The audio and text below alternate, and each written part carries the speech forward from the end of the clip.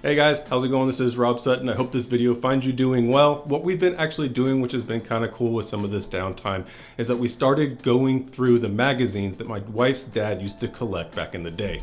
The vast majority of these are actually car magazines, specifically Road and Track. So we've got everything from about 1962 on. So it's been really cool to take a walk down memory lane and see these magazines as they were releasing cars during that time period. I mean, how cool is this? This is the first drive of the AC Cobra from 1962. And if you're a Ford versus Ferrari fan, we've got all of the magazines that actually chronicleize that entire time period in 1966 on their epic win at Le Mans. So as we were going through all these magazines, I came across one from March of 1978. And on the cover, it actually said, Part 1 of an Automotive Photography Tips series. Well, luckily enough, we had all 3 months. So I thought it'd be kind of cool to go through this series from 1978 and see how these tips compare to what we do today. If you guys are actually interested in my tips, I will link up above for my automotive photography tips that you can check out as well. So let's get at it.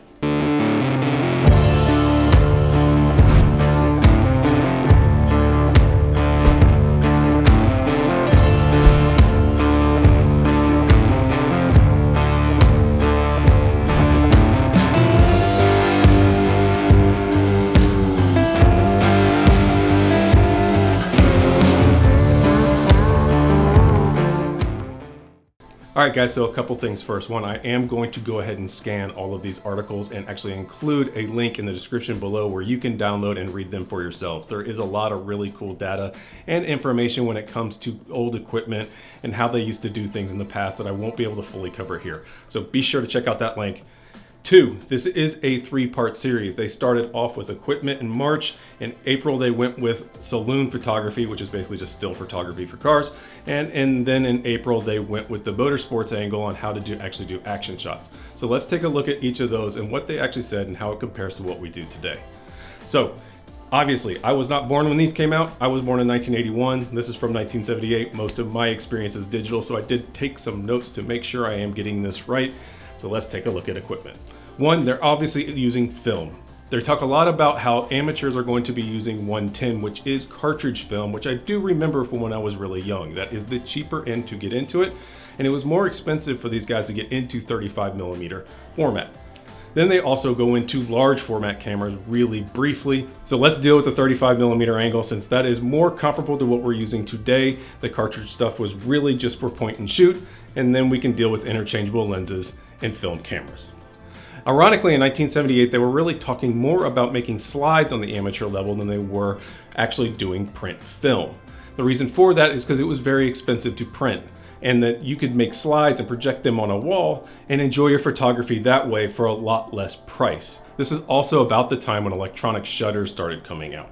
So they were battery powered in the camera, and the funny part is, unlike today when your battery goes dead, back then if your battery was dead, you just lost your electronic shutter.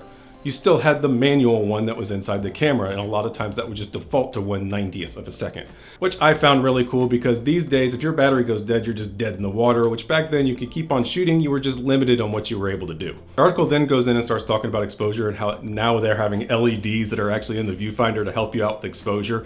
They also went into what is called auto mode, which is not what you would think of today.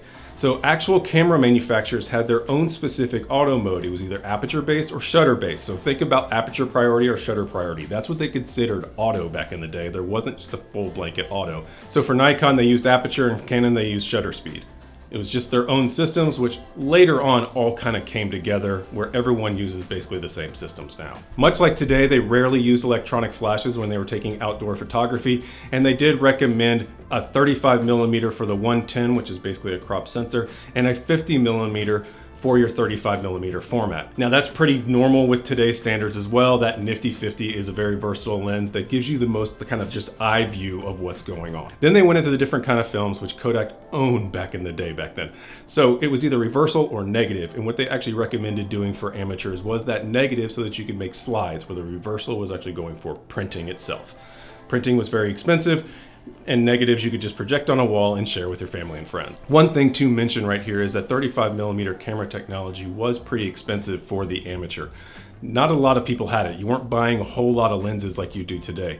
Technology has really helped us out on the barrier of entry when it comes to photography. And back then, these kind of tips were probably really useful because they even go in to say how expensive lenses are. And when you buy one camera system, you're married to that camera system. You didn't have all these really big third-party lenses and everything else like you have today.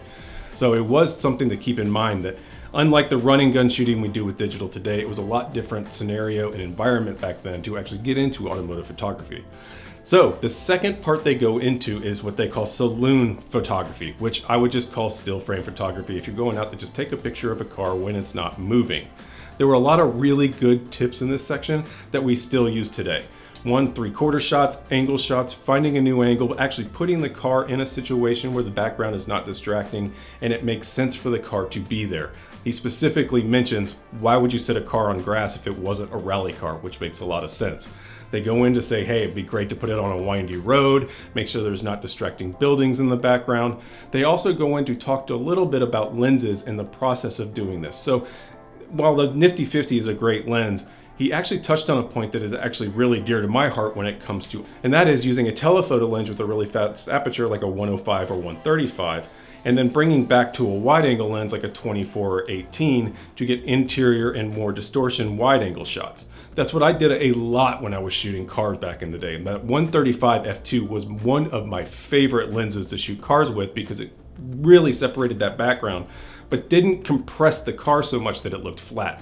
Then you were able to get interior shots with a really wide angle or get more of the scene around the car with the wide angle and create a different look that was outside of just that normal Nifty 50. They also talk a lot about polarizing filters and ND filters so that you can get the correct exposure and get the correct depth of field and get rid of the reflection on the car. That's something we still do today. So there were a couple little tips and tricks in here that I find kind of funny because a lot of this stuff we don't do anymore because we're able to do it in post-processing, or the cameras are a lot more capable than they used to be, especially when it comes to dynamic range.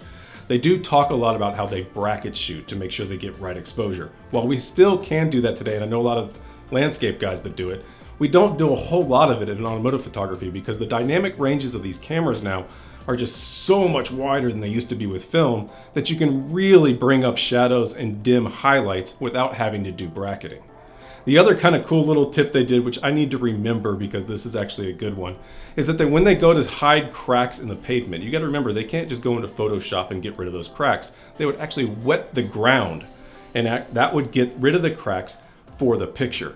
Now that does two things. One, a wet ground always looks better than a dry one if you can get some cool reflections, but then it also got rid of those cracks that I would just go into Photoshop and just heel brush out. So that's something to remember. Some of these old tips that we actually don't do anymore because we have the ability to do it in post, it might be better to revisit some of those and be a little bit more creative. Then a couple more of the tips they got into, which is really kind of common sense when it comes to shooting in general, when it comes to cars. They were talking about how the right time of day, like they never see a good shot of a car between 11 a.m. and 2 p.m., which is correct. You want to be sunrise or sunset. They also talked about not putting a car halfway in a shadow and then halfway in the sunlight, which just makes it not look very good. But then one of my favorite tips that I actually find that I do myself just kind of naturally is they were saying take the overall picture of the car and then focus in on the details. So it gives you kind of a process to go through where you can see the entire car from a distance and then come in and take a picture of the wheels, take a picture of the steering wheel, making sure it's straight. You know, just getting some of those little detail shots after you've done the overall. So then they got into more of the motorsports photography angle, which is another one of my favorites as well. So they do talk about panning and shutter speed and how to get motion in shots.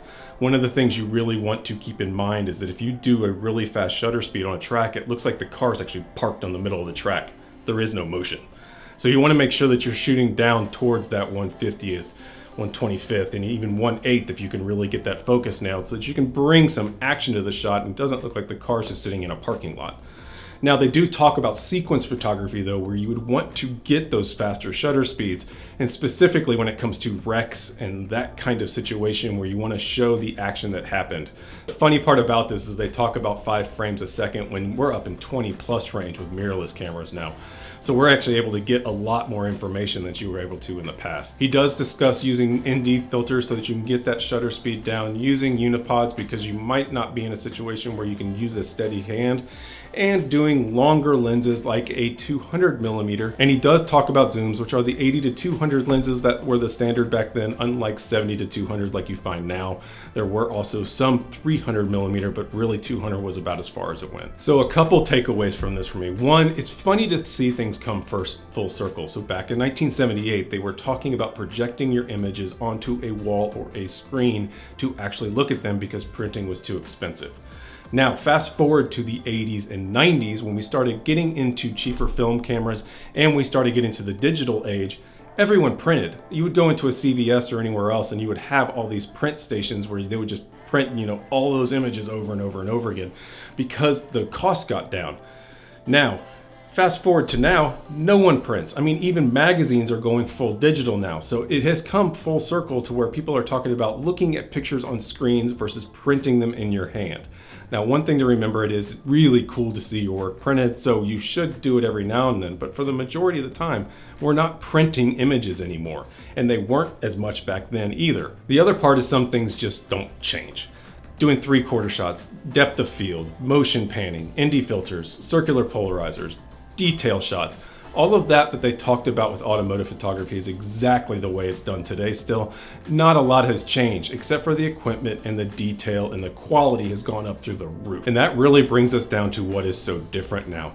With digital, we're able to take so many pictures with zero error and zero cost. Once you buy your camera and memory card, you're able to take as many pictures as you want to. These guys back in 1978 didn't even know what they took until they got back to the office to wherever they were processing these images. So what we're able to do today versus then is night and day. Especially for the hobbyists, it was really hard to get into photography, especially motorsports, where you had to take so many images as a hobby. It was very expensive to do. You had to spend money every time you brought out the camera, which is just not how it is done today, which allows a lot more people to get into it. Hell, even with your phone, you can take quality images of a car these days. So the barrier to entry to actually get in as an automotive photography enthusiast is basically non-existent now. You can jump right in and enjoy it just like everyone else. What this does remind me of is the epic fail of Kodak. They actually owned this industry and were making a ton of money on film. When the digital age started coming around, they just didn't jump on the bandwagon. They had a patent that ran out, and once that ran out, they went bankrupt quickly. Irony of the entire thing is Steven Sampson, who actually invented the digital camera in 1975, was working for Kodak at the time, and they didn't believe in the technology at all. It was 0.01 megapixels, but they fought the digital revolution all the way through the 80s and 90s until they finally went bankrupt in 2012. It is one of the epic failures of corporations. They just didn't believe that people would want to look at pictures on a computer screen. While now today, we enjoy photography on screens way more than we do in print. So they really missed the ball there. So guys, that was a look at the photography tips for automotive back in 1978. I want to know what you think about it in the comments. If you like this video, please give it a thumbs up. If you want to see a couple more of these magazines that we're digging out of these stacks, let me know as well. And I'll post up some pictures in the community or make another video about it. Just let me know. So guys, thanks. Give this video a like if you enjoyed it. Until then, on to the next one. See you guys. Stay safe.